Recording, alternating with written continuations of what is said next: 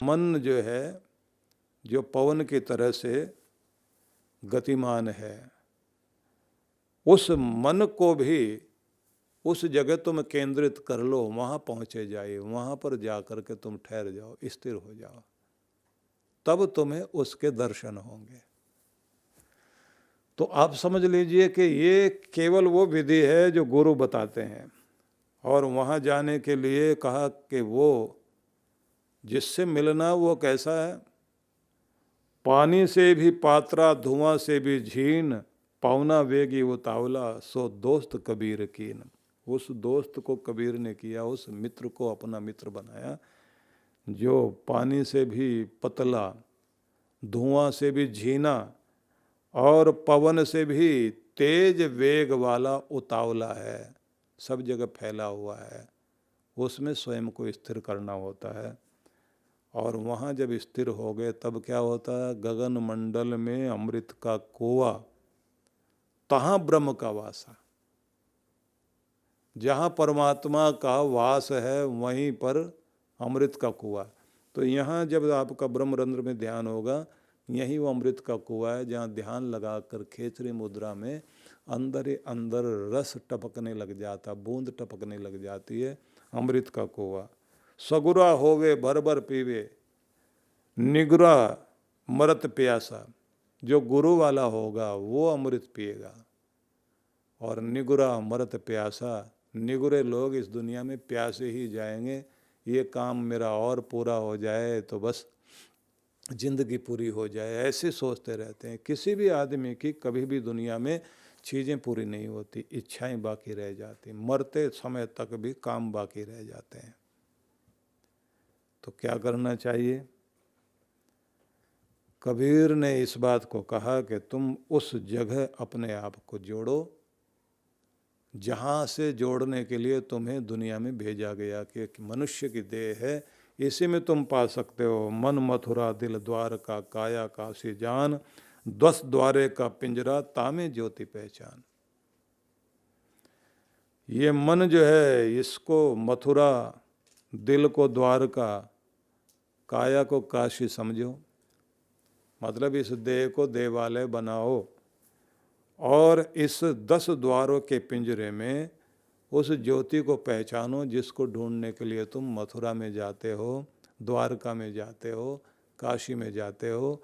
वो तुम्हारे अंदर ही है, बस यहाँ ध्यान लगाओ और ध्यान लगा करके उसे पाने की कोशिश करो। लेकिन ये बात ज़रूर ध्यान रखना, कबीर ने बार बार कहा कि गुरु की आवश्यकता है, गुरु के बिना बात नहीं बनेगी। गुरु बिन माला फेरता, गुरु बिन करता दान, गुरु बिन सब निष्फल गया, बूझो वेद पुराण। वेद शास्त्र पढ़ करके देख लो, सब जगह एक ही बात कही गई है कि तुम्हारा गुरु ही तुम्हारे लिए उद्धार करने वाला है। और उन्होंने तो कह दिया, जनक विदेह गुरु किया, लागा गुरु की सेव, कहे कबीर बैकुंठ से फेर दिया सुखदेव। सुखदेव को भी जब दिखाई दिया कि बैकुंठ में प्रवेश नहीं हो पा रहा, मोक्ष की प्राप्ति नहीं हो पा रही है, समाधि भी लग गई लेकिन मुक्त होने की स्थिति नहीं बन पा रही है, तो उनके पिता व्यास ने फिर जनक विदेह के दरवाजे पर भेजा कि गुरु के द्वार पे जाओ, गुरु के द्वार पर जा कर के ही तुम्हारा कल्याण होगा। कि ऐसे ही प्रत्येक व्यक्ति को अपने जीवन को ऊंचा उठाने के लिए गुरु के पास जाना चाहिए, गुरु के द्वारा दी गई विधि के अनुसार कार्य करना चाहिए। गुरु की विधि से कार्य करोगे तो बात बनेगी, और दुनिया का व्यवहार भी वैसे ही करना है। टूक माही टूक दे, चीर माही चीर, साधु देत न संकुचिए, यूँ कहे दास कबीर। एक तो जीवन से कुछ देना सीखिए, खाली साधु न विदा करूं, सुन लीजिए सब कोय, सोए कबीरा भेंट धरूं, जो मेरे घर होए। अपने घर से कुछ न कुछ देने की दया धर्म हृदय राखे। इंसान को अपने हृदय में दया धर्म रखना चाहिए। अपने घर से महान पुरुषों को खाली हाथ विदा मत करना, अपने हाथ से जो कुछ सेवा हो सकती करना। टूक माही टूक दे, रोटी में से एक टुकड़ा भी है तो उस टुकड़े में से भी एक टुकड़ा आधा करके भले ही खिलाना पड़ जाए, स्वागत सत्कार जरूर करो। चीर माही चीर, कंचन दिया कर्ण ने द्रौपदी दिया चीर, जो दिया सो पाइया, ऐसा कहे कबीर। कि देखो तो सही, कर्ण ने सोना दान दिया तो सोने के रथ पे बैठ करके स्वर्ग गया, और द्रौपदी ने चीर दिया था साधु को एक कपड़ा। वही पुण्य उसका लाज बचाने के लिए जब भरे दरबार में उसके ही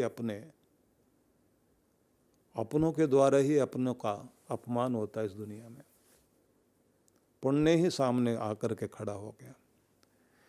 इसलिए कबीर साहब ने बहुत अच्छा जो ये कहा, हरि रूठे गुरु ठोर है, गुरु रूठे नहीं ठोर। भगवान भी रूठ जाए तो गुरु ही सहारा है।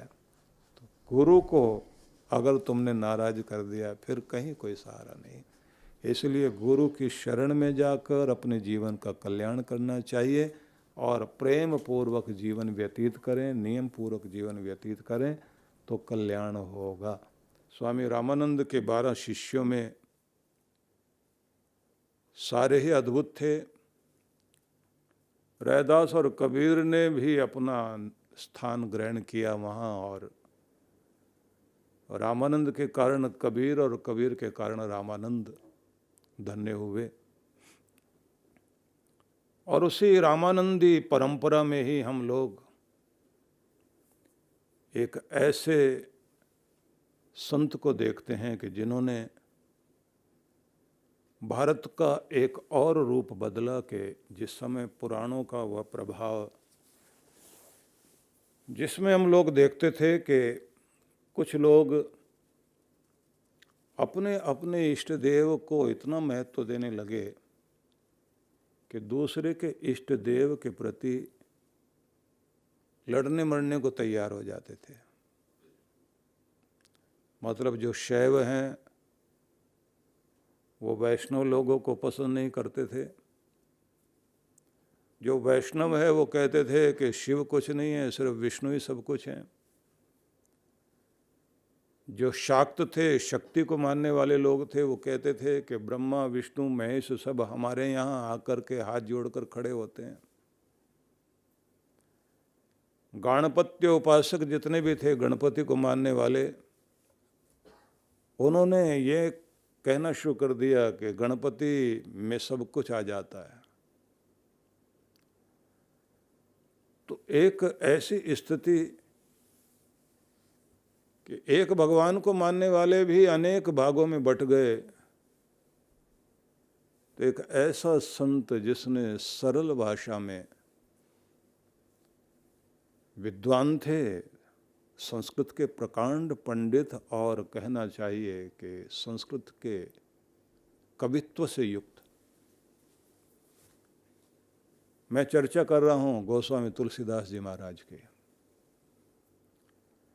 कवित्व बहुत अद्भुत था उनका, संस्कृत के भी अद्भुत कवित्व से युक्त उनका व्यक्तित्व था। लेकिन उन्होंने उस समय की भाषा जन सामान्य तक पहुँचने के लिए सरल सहज भाषा में हमारे संपूर्ण वाङ्मय को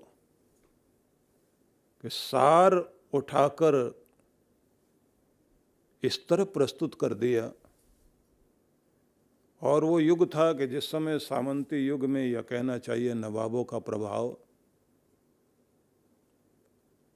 सोचिए कि जहाँ 200 वर्षों तक उन लोगों का राज चला आ रहा था जहाँ पर कोई व्यक्ति कुछ बोल ही नहीं सकता था, तो वहाँ शेर गजल ये सब चीज़ें होती थी। तो ऐसे में माना जाता था कि एक शेर बोलने का उर्दू के ढंग से उसका मुकाबला कोई नहीं कर सकता, क्योंकि शेर जो बोले जाते हैं वो 2 पंक्तियों के होते हैं। तो 2 पंक्तियों के शेर के मुकाबले पर सवा शेर बनकर, कहना चाहिए शेर ही बनकर, दोहा,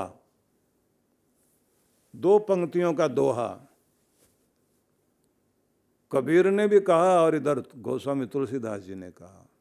और फिर उन्होंने कवित्व के सारे रूप धारण किए, चौपाइयाँ भी, उस समय सोरठा भी चलता था, छप्पे चलते थे, छंद के अपने ढंग थे, कवितावली थी। गोस्वामी तुलसीदास जी ने सारे प्रयोग किए, भजन भी कहे, उनके भजन भी भावपूर्ण हैं। आरती वंदन को भी प्रस्तुत किया। लेकिन जो कमाल की बात ये रही कि उनके दोहे भी, दोहे में ये कमाल की बात होती है कि 2 पंक्तियों में वो कह दिया जाए जो 2 पेज में नहीं कहा जा सकता। ये उनकी अपनी शैली। और कमाल तो ये हुआ कि हमारे संस्कृत साहित्य में जो बहुत बड़े बड़े श्लोक थे, जिसमें कुछ बड़ी बात कहने की कोशिश की गई, तो वो पंडितों के लिए रह गई। इन्होंने उसको भी अपने अंदाज में इस तरह से प्रस्तुत किया कि सामान्य जन भी पंडितों का भी पंडित बन गया। और फिर एक समन्वयवादी दृष्टि अपनाई, जिससे सारा जितना भी, चाहे वैष्णव, चाहे शाक्त, चाहे शैव, गणपति को मानने वाले, सबको एक जगह ऐसे बैठा दिया और समझा दिया कि नाम भिन्न भिन्न हो सकते हैं, एक शक्ति को ही तुम लोग पुकार रहे हैं। यद्यपि गोस्वामी तुलसीदास जी के साथ भी घटना घटी कि उनको भी ये लगता था कि अगर अपने इष्ट देव को मानना है तो फिर ऐसे मानिए कि उनसे बढ़कर फिर कोई दुनिया में नहीं हो सकता। मतलब जैसे वो गए वृंदावन बिहारी लाल के दर्शन करने के लिए, तो बांसुरी वाला रूप देख करके उन्होंने ये कह दिया कि तुलसी मस्तक तब नमे जब धनुष बाण लो हाथ। क्योंकि उनको महसूस हुआ कि मेरा इष्ट देव, जैसे मैं उनका स्वरूप देखता हूँ वैसा स्वरूप नजर आना चाहिए। बांसुरी वाले कृष्ण भी अलग नहीं है, तो राम का ही रूप, लेकिन मुझे तो वही स्वरूप चाहिए जिसको मैं अपने हृदय में धारण करते हुए हर दिन दर्शन करता हूँ। लेकिन घटना एक आती है कि जब वो जगन्नाथपुरी में गए, जगन्नाथपुरी में दर्शन करने के लिए गए, तो वहाँ अद्भुत घटना घटी कि जैसे ही उनको समझते थे, क्योंकि ये एक बात कही जाती है कि व्यक्ति का एक ही कंत होना चाहिए, इष्ट देव एक होना चाहिए। हमारे धार्मिक लोगों में ये समस्या रहती है, इष्ट देव का निर्धारण नहीं कर पाते, और जब इष्ट देव का निर्धारण नहीं हो पाता तो फिर वो सबको तो मानते हैं और सबकी तरफ देखते भी हैं, सबकी पूजा भी करते हैं, लेकिन एक के हो नहीं पाते, समर्पित नहीं हो पाते। और नियम ये है कि ग्रंथ भी एक हो, पंथ भी एक हो, संत भी एक हो और कंत भी एक हो, और मंत्र भी एक होना चाहिए। एक मंत्र की लगातार चोट पड़े चित्त पर, और एक संत से मतलब हुआ एक विचारधारा के आधार पर आप जीवन को आगे बढ़ाइए, और एक ही इष्ट देव का अपने हृदय में स्वरूप देखें और उसी से आप शक्ति अपने अंदर धारण करें, तो बात तो तभी बनती है। तो जगन्नाथपुरी के मंदिर में जब वो गए तो वहाँ बहुत भीड़ थी, तो अनुभव हुआ कि इष्ट देव के दर्शन करने जा रहे हैं। वैष्णव परंपरा में नारायण प्रभु का स्वरूप ही राम जी हैं, राम जी का ही वह रूप जो हम कृष्ण भगवान को पूजते हैं तो वो भी एक ही स्वरूप के अलग अलग नाम हैं, फिर भी अलग अलग ढंग से पूजते हैं, क्योंकि भक्तों की अपनी परंपरा और भावना होती है। तो इतने आनंदित हो गए कि इतनी भीड़ लगी हुई है, इतने लोग आए हुए हैं यहाँ दर्शन करने के लिए। लेकिन जैसे अंदर गए तो वहाँ कृष्ण भगवान का जो स्वरूप है, उस जगन्नाथ भगवान का जो स्वरूप उन्होंने वहाँ सुभद्रा को भी देखा, बलराम को देखा, कृष्ण भगवान को देखा, तो न जाने क्या हुआ, वो वापिस आ गए। और वापस आए तो उनको, क्योंकि जगन्नाथ भगवान के जो स्वरूप विराजमान है, तो वो विशेष पेड़ से, लकड़ी से उनका विग्रह तैयार किया जाता है। और उस लकड़ी को भी जो है, वो जो पेड़ होता है उसमें भी ये देखते हैं कि सांप की बॉम्ब भी होनी चाहिए, वहाँ पेड़ भी ऐसा होना चाहिए, बहुत कुछ उसके विधि विधान है।